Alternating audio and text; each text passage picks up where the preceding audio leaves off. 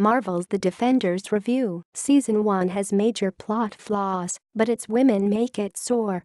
One of the best things to come with the proliferation of superhero storytelling across both film and television is the growing complexity around the concept of heroism.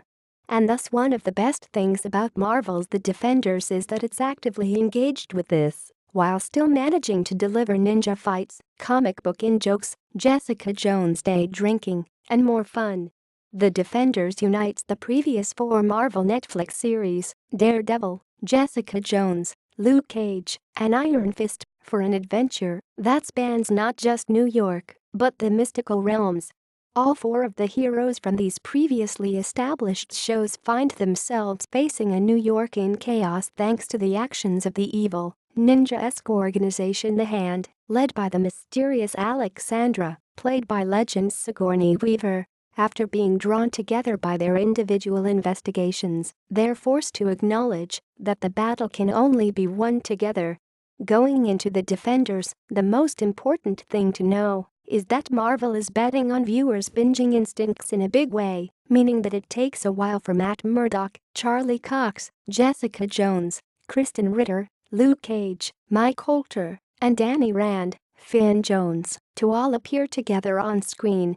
Their worlds begin to blend right away, but the emphasis early on is in establishing each character, not necessarily spent recapping the full extent of their adventures in previous seasons, but at least setting up the emotional state of each person, as well as those who matter most to them. An initial, and totally fair, reaction to the resulting slow pace is that it is so actively devoted to not being like other superhero team-ups that it subdues all the fun anticipated from this particular edition.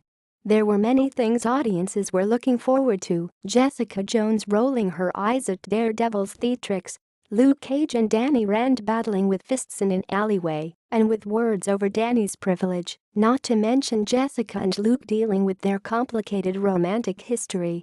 Those moments do come. They just require some patience, and in the meantime, there are added benefits to this mega crossover. In fact, one of the most exciting aspects of The Defenders is perhaps the most unexpected. While officially, there's only one lead hero in the bunch who's a woman, the side effect of drawing together all the supporting characters from all the other Marvel series is that they all get opportunity to interact. And most of them are women, like Claire, Rosario Dawson, Karen, Deborah Ann Woll, Misty, Simone Missick, Colleen, Jessica Henwick, and more, who are well defined enough to offer interesting color to the plot and occasionally even drive it. On the side of good, Jessica isn't the only woman who dives into action, and women take just as many lumps as the men. The main cast also seems to benefit from getting to play off each other.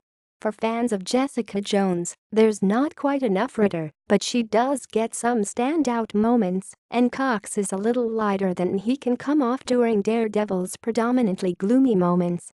Coulter provides some essential punches, literally and figuratively, especially when paired with Jones, who seems to benefit the most from being part of an ensemble, able to lean into Danny Rand's puppy dog edge in a way that invokes his most endearing scenes from Iron Fist.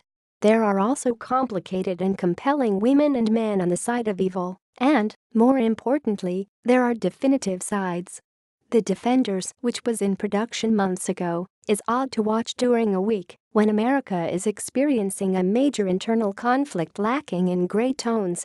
But while The Defenders exists in a New York City where the good guys do bad things and the bad guys are given moments of empathy, there's no question who we're rooting for, which is just one of the things that superhero stories offer us, with the added benefit of that aforementioned complexity. That's the nuance which helps serve as a contrast to the real world we're dealing with. It's a reminder that on the side of light, flaws are allowable. It's also a reminder that evil truly exists in the world.